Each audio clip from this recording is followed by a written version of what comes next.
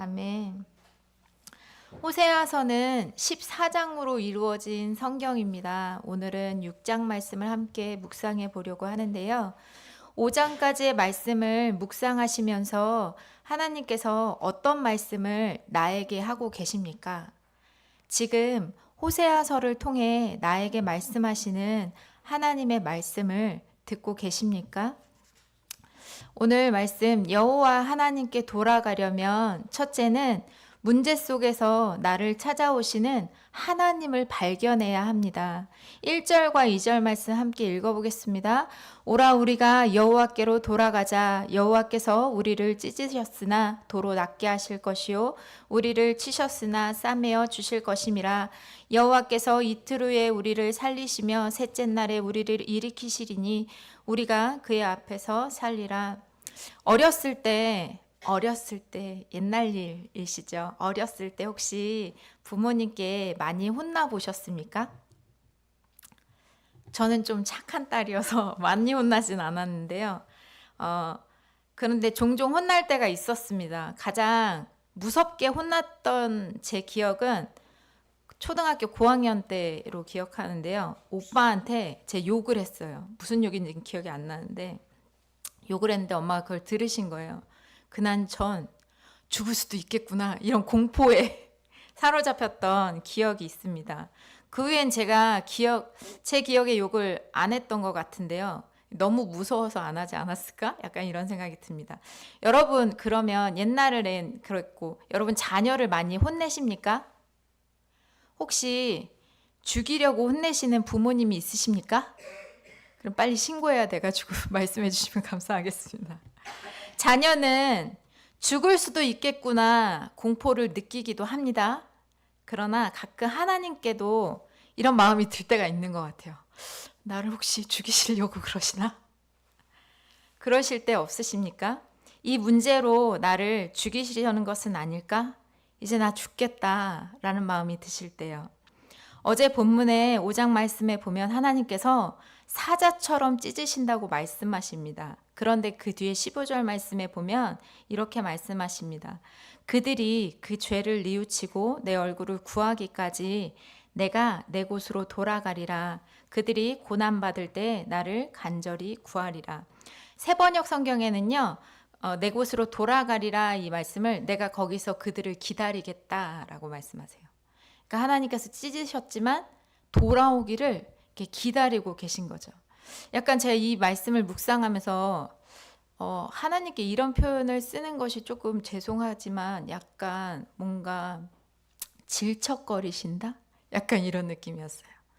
하나님이 우리를 사랑하시는데 야, 너 망할 거야. 나를 떠나면 죽어. 심판이야. 라고 말씀하시는데 그런데 있잖아. 내가 여기서 기다릴게. 있잖아. 내가 너를 여기서 기다릴게. 하나님이 너무 사랑해서 질척거리시는 것 같은 거예요.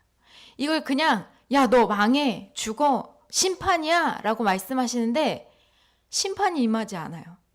그 일이 바로 일어나지 않아요. 그러니까 이 악한 사람은 심판 아니만해? 그냥 내 마음대로 살아도 되겠네? 하고 방종하지만 하나님은 다시 우리를 관계 가운데로 부르십니다. 하나님께로 돌아오게 하는데 하나님은 목적이 있다라고 말씀하십니다. 하나님의 심판이 고난이 많이 무서울 때도 있겠지만 하나님의 말씀을 믿을 수 있는 용기가 우리 가운데 있기를 소망합니다. 우리는 해달별이 떨어지는 듯한 사건과 고난 속에서 병의 문제라면 병이 빨리 고침받기를 원하고 자녀의 문제라면 빨리 자녀의 문제가 해결받기를 원하고 문제 해결에 관심이 있지만 하나님의 관심은 하나님과 우리의 관계의 회복에 있습니다. 1절에서 하나님은 도로 낫게 하실 것이고 치시면 싸매 주실 것이요 라고 말씀하시면서 2절 말씀에요. 여호와께서 이틀 후에 우리를 살리시며 셋째 날에 우리를 일으키시리니 우리가 그의 앞에서 살리라. 굳이 낫게 하실 건데 굳이 싸매실 건데 왜 하나님은 우리를 찢으시고 싸매실까요? 왜 그러실까요? 그냥 안 찢으시고 안 고치셔도 되잖아요. 근데 왜 굳이 이런 과정을 거치실까요? 호세아 2장 19절 말씀에 보면 이렇게 말씀하십니다. 내가 내게 장가들어 영원히 살되 공의와 정의와 은총과 긍휼히 여김으로 내가 내게 장가들어 진실함으로 내게 장가들리니 내가 여호와를 알리라. 공의, 정의, 은총, 긍휼, 이 모든 단어들은 우리에게 있는 단어는 아니에요. 이 모든 단어는 하나님께 있는 단어입니다. 그러니까 하나님께 있는 단어가 우리 가운데 임하려면 우리가 하나님께 갈 수가 없는 거예요. 하나님의 은혜가 우리에게 임하기 위해서 하나님께서 어떻게 하시냐면 하나님이 우리에게 오세요. 죄 가운데 있는 우리에게, 죄로 가는 것이 너무나 편안한 우리에게 오셔서 하나님의 긍휼을, 공의를, 정의를, 은총을 베풀길 원하신다라고 말씀하시며 하나님이 우리랑 같이 살기를 원하신다고 말씀하고 계십니다. 우리의 관심은 내 문제에서, 내 고난에서 빨리 벗어나는 것을 원하지만 하나님은 내 문제와 고난 속에서 나와 함께 계시고 싶다고 말씀하고 계십니다. 문제가 있는 우리의 문제에 우리의 시선이 가 있는 데 비해서 하나님은 우리의 시선이 다른 데로 가야 된다라고 말씀하고 계십니다. 어디로 가야 될까요? 문제와 상황 가운데 함께 하시는 그 하나님께 두라고 말씀하십니다. 3절 말씀에 보면요. 그러므로 우리가 여호와를 알자, 힘써 여호와를 알자. 그의 나타나심은 새벽 빛 같고 새벽 빛같이 어김없나니 비와 같이 땅을 적시는 늦은 비와 같이 우리에게 임하시리라 하니라.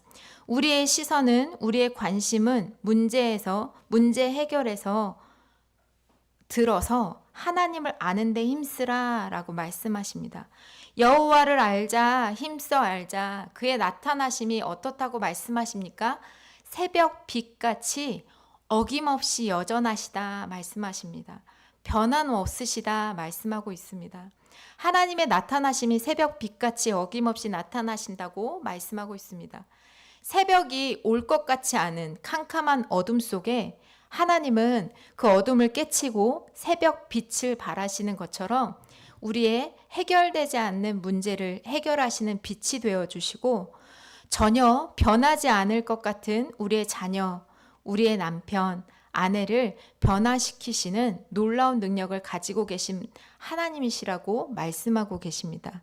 그런데 그 하나님께서요, 우리에게 언제 나타나신다고 말씀하시냐면 새벽 빛같이 어김없이 나타나신다고 말씀하십니다. 새벽 빛이 야 오늘 너무 힘들다, 야 못 뜨겠다, 안 뜰래, 이런 적이 있었나요? 하나님은 언제나 여전히 변함없이 그 어두운 캄캄한 밤에 우리의 현실을 찾아오시는 분이신 줄 믿습니다. 믿으십니까? 아멘. 그러니까 우리에게 문제가 있는 것이 문제가 아닌 거예요. 그러니까 문제 속에 하나님을 기대하는 시선이 없는 것이 문제입니다. 문제 해결 방법을 찾지만 그 문제를 해결하실 수 있는 하나님을 찾지 않는 것이 문제가 아닐까 생각합니다. 하나님이 해결하실 수 있는 분임을 알지 못하는 것이 문제입니다. 우리가 문제를 어디에서 풀려고 하고 계십니까? 문제를 누구와 풀려고 하고 계십니까? 그 문제는 그 사람과 그 문제와 풀 문제가 아니라 하나님 앞에 나아가야 할 사건임을 믿으시길 소망합니다. 성경에 아버지 유산을 받아 허랑방탕하게 살던 둘째 아들이 아버지께 돌아올 수 있었던 이유는 아버지께 돌아가면 밥은 먹을 수 있겠구나라는 사실은 알고 있었습니다. 아버지에 대한 확신이 아버지의 집으로 돌아갈 수 있게 해주었습니다.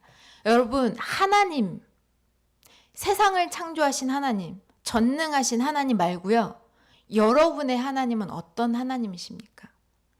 내가 캄캄한 어둠 속에 갇혀있는 그때에 내 하나님은 어떤 하나님이십니까? 그 문제 가운데 새벽비처럼 여전히 찾아오셔서 그 문제를 해결해 주시는 분이십니까? 아니면 내 문제와는 관련 없으신 그냥 세상만 창조하신 하나님이십니까? 저희 교회에 과실수가 몇 개 있습니다. 블루베리도 있고 포도나무도 있고 아로니아 열매도 있는 나무도 있는데요. 이 과실수가 열매를 맺게 하려면 무엇을 해야 될까요? 물을 많이 주면 될까요? 거름을 많이 주면 열매가 맺힐까요? 선행되어져야 하는 것이 있습니다. 먼저 이 과실수가 땅에 심겨져 있어야 합니다. 그래야 꽃도 피고 열매도 맺을 수 있습니다. 우리 문제 해결 받아야지요. 병도 빨리 고침받으면 정말 좋죠. 아프신 분들의 이야기를 들으면 마음이 아픕니다. 그런데 그것보다 선행되어져야 할 것은 무엇입니까? 하나님을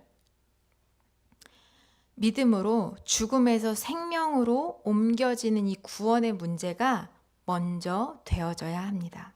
이것이 시작입니다. 병을 고침받았는데, 문제는 해결받았는데, 정말 근본적인 죄의 문제, 생명의 문제, 구원의 문제가 해결되지 않았다면 이 얼마나 불행한 사람이겠습니까? 호세아 6장으로 넘어오면서 절절한 하나님의 선포가 있습니다. 여호와를 알자. 힘써 여호와를 알자. 왜요? 하나님만이 우리의 유일한 소망이 되시기 때문입니다. 하나님만이 우리의 문제 해결에 도움 되시기 때문입니다. 제가 이렇게 설명하는데도 아무런 감흥이 없는 건 내 문제를 해결하는 건 돈인 것 같은데, 내 병을 고치는 건 약인 것 같은데 하는 많은 마음들이 있으시죠. 하나님 약을 사용하시죠. 돈을 사용하시죠. 그러나 그 시작, 근본, 먼저 되어져야 할 것이 무엇입니까? 하나님과 나와 관계에서 시작되어지는 것입니다. 이 관계가 시작되어져 있지 않다면 사과나무가 아무리 사과를 많이 맺혀도 죽을 수밖에 없습니다. 문제가 해결되어도 죽을 수밖에 없습니다. 그러면 정말 문제가 해결된 것이 아니지요. 우린 너무 똑똑한 것 같아요. 하나님 없이도 문제를 해결하려고 합니다. 우린 돈에 너무 많은 힘을 실어주는 것 같습니다. 돈이 없어야 됩니다. 이 얘기가 아닙니다. 그러나 돈이 전부가 아닙니다. 우리의 유일한 피난처는 하나님이십니다. 하나님만이 우리의 유일한 피난처이십니다. 실패 속에서, 인생의 풍랑 속에서 풍랑만 바라보지 말고 풍랑 속에 걸어오시는 하나님을 발견할 수 있기를 소망합니다.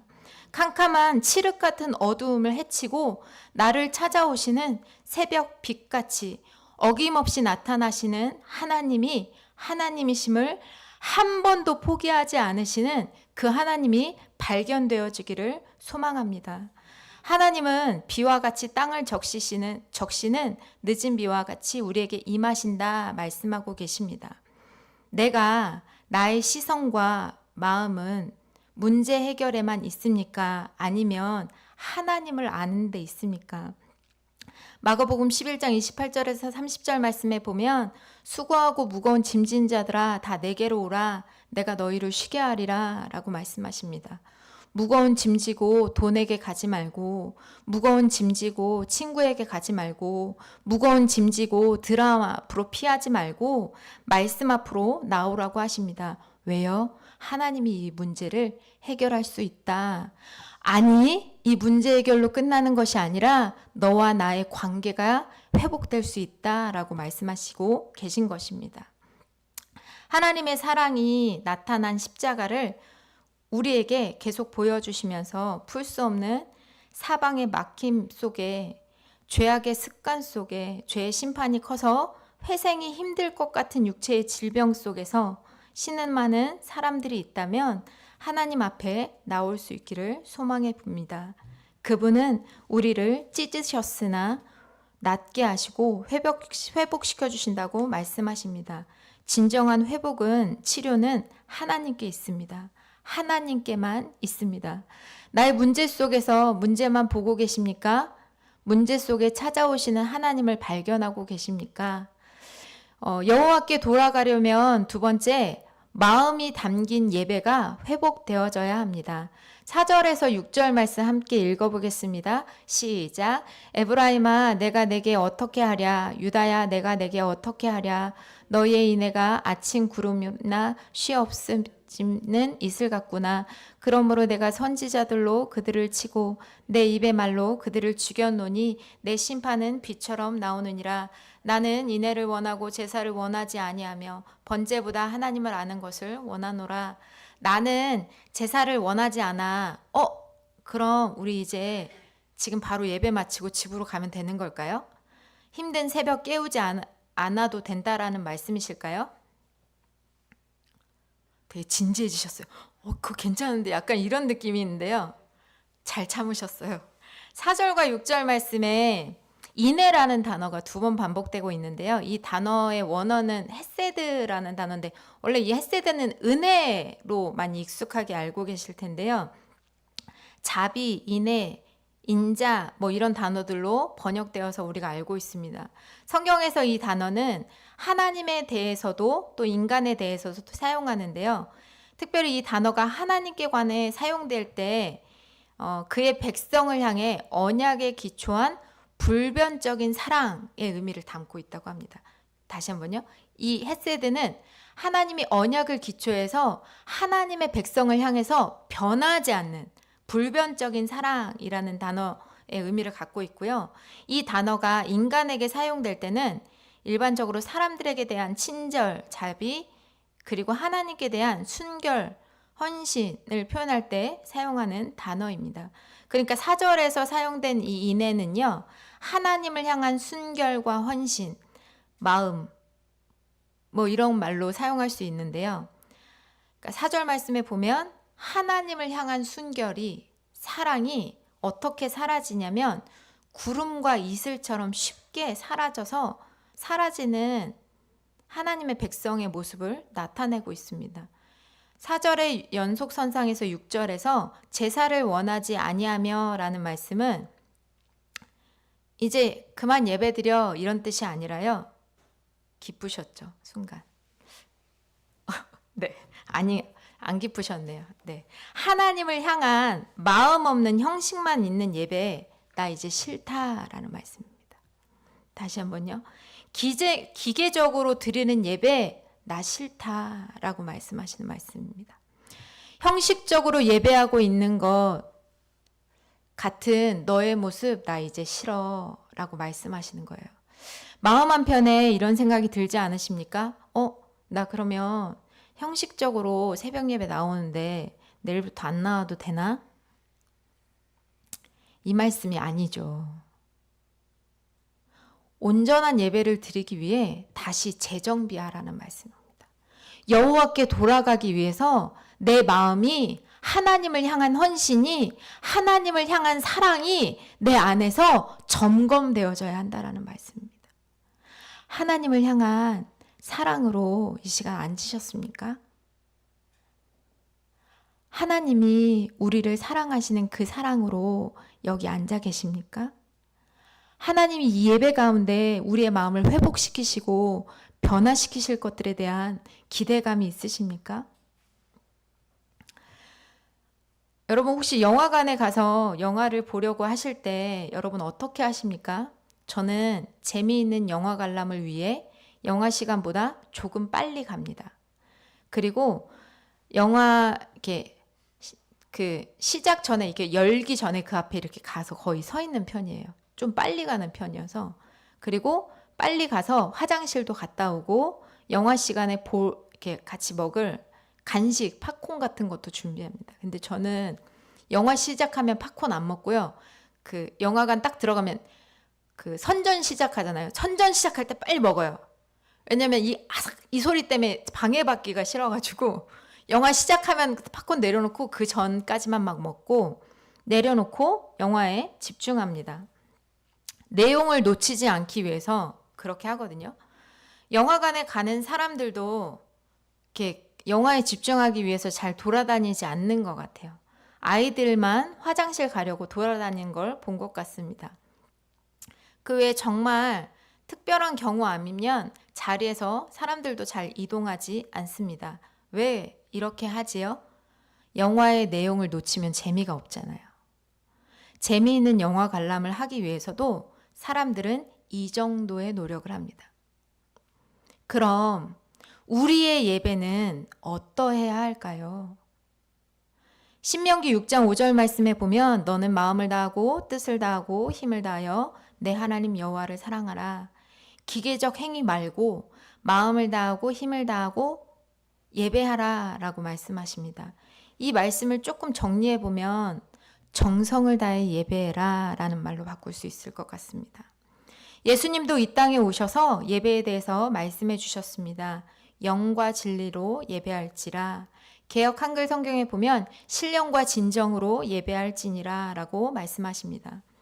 정확한 지식을 가지고 마음을 담아 예배를 드려라 라는 말로 정리할 수 있을 것 같습니다. 어떤 절차, 어떤 형식 전에 먼저 우리의 마음이 담긴 예배인가 점검해 보아야 합니다. 여러분 한번 묻고 싶습니다. 하나님께 마음을 담은 예배를 드리고 계십니까? 하나님께 마음을 담은 예배를 드리기 위해 준비하고 계십니까? 어떤 목사님께서 이렇게 말씀하셨습니다. 모든 예배에 목숨을 걸으라고요. 예배에 실패하면 안 된다고요. 여러분 어떤 마음으로 예배에 임하고 계십니까? 우리의 마음이 담은 예배 안에서 하나님은 우리의 마음을 회복시키십니다. 예배를 하나님께 드렸을 때 마음을 담아 하나님께 찬양하고 정성 담아 하나님께 드렸는데 예배가 하나님께서 우리를 찾아오셔서 너는 나의 백성이다 선언하여 주시고 우리를 회복시켜 주십니다. 예배가 하나님의 백성의 시작이다 라고 말해도 과언이 아닐 것 같습니다. 하나님은 예배에 대해서 다시 점검하라, 여호와께 돌아오라 라고 말씀하고 계십니다. 7절에서 10절까지의 말씀은요, 하나님을 반역했는데 하나님을 반역한 하나님의 백성들의 이야기가 나와 있습니다. 한번 읽어보겠습니다. 그들은 아담처럼 언약을 어기고 거기에서 나를 반역하였느니라. 길르앗은 악을 행하는 자의 고울에서 피 발자국으로 가득 찼도다. 강도떼가 사람을 기다림같이 제사장의 무리가 세겜길에서 살인하니 그들의 세악을 행하였느니라. 내가 이스라엘 집에서 가증한 일을 보았나니 거기서 에브라임은 음행하였고 이스라엘은 더럽혀 졌느니라. 하나님께서 이스라엘 백성을 찾아오시며 언약을 맺으시고 내가 공의와 정의와 공평으로 내가 너와 함께 살고 싶어 라고 말씀하셨는데 이스라엘 백성은 어떻게 변했습니까? 제사장들을 지금 뭘로 표현하고 있습니까? 강도떼, 깽단, 조폭으로 표현하고 있어요. 하나님과 처음 언약을 맺은 그 아담은 반역했다라고 말하고 있습니다. 길르앗은 악을 행하는데 그 고울에 핏자국이 가득했어요. 여러분 어떤 말씀입니까? 하나님께 돌아가지 않은 백성의 결론이 어디를 정확히 향하고 있냐면 하나님의 말씀의 반대편에 서 있습니다. 하나님께 돌아가지 않은 백성의 그 결론은 하나님의 말씀의 반대편에 서 있습니다. 그 반대편을 하나님 뭐라고 말씀하십니까? 그 백성이 망하는도다. 심판을 받을 것이다 라고 말씀하십니다. 우리의 마음이 하나님께 돌이켜 예배하는 것에 다시 돌이켜 여호와께 돌아가지 않으시겠습니까? 하나님께 돌아갈 때 하나님은 하나님의 백성을 온전히 충분히 완전히 회복시키실 수 있는 하나님이심을 믿습니다. 믿으십니까? 그 하나님이 바로 우리가 믿는 하나님이십니다. 그 하나님께 돌아가기 위해 여호와를 알고 힘써 아는 오늘 하루가 되어지기를 소망합니다. 우리 함께 기도하겠습니다. 우리 이 시간 함께 기도하며 나갈 때 여러분 우리 지금 어떤 문제 가운데 있으십니까? 그 문제 가운데 문제가 해결되기만을 원하십니까? 아니면 하나님과의 나의 관계가 회복되어지기를 소망하고 계십니까? 하나님은 내 시선을 문제 해결이 아니라 하나님께 돌리길 원하시고 우리의 관계가 회복되어서 과실수가 과실을 맺는 것이 먼저가 아니라 땅에 심겨지는 것이 먼저이듯 우리의 관계가 문제 해결이 먼저가 아니라 하나님과의 관계가 먼저 해결되어져야 한다라고 말씀하고 계십니다. 그렇기 위해 여호와를 알라, 힘써 알라라고 말씀하십니다. 이 시간 함께 기도하며 나갈 때 하나님을 알지 못하게 방해하는 나의 시선들이 끊어질 수 있도록 인도하여 주십시오. 내가 다른 것들에 마음을 두고 있는 것들이 끊어질 수 있는 은혜를 허락하여 주십시오. 그래서 온전히 나의 예배가 회복되어지고 예배가 아무것도 아닌 것처럼 기대함 없이 나아가는 모든 것들이 끊어지고 이제는 이 예배 가운데 하나님께서 회복시키실 것들을 기대하고 나를 하나님 살리실 것들을 기대하고 나와 관계 맺기 원하시고 함께하기 원하시는 그 하나님을 만나고 예배가 회복되어지고 그래서 하나님 문제 해결이 따라오고 문제가 해결되는 것이 따라올 수 있는 은혜들이 우리 가운데 있어질 수 있도록 우리 삶에 있어질 수 있도록 은혜 베풀어 주십시오라고 기도하고 하나님 성전 이전 가운데 주님 하나님의 일들로 한 걸음 한 걸음 인도하여 주십시오. 그 앞서 계신 목사님 가운데 성령의 충만함으로 인도하여 주시고 하나님 사람들을 붙여주시고 함께하여 주셔서 이 일들이 하나님의 일들이니 하나님의 일들과 하나님이 공급하시는 힘으로 이 일들이 되어질 수 있도록 하나님 목사님이 인도하여 주십시오. 모든 피곤함들이 약함들이 하나님 병이 하나님 안에서 붙들림 바 되어서 이 하나님과의 관계 안에서 잘 걸어가실 수 있도록 축복하여 주십시오. 함께 기도 부탁드립니다. 함께 기도하겠습니다. 아버지 하나님 감사합니다.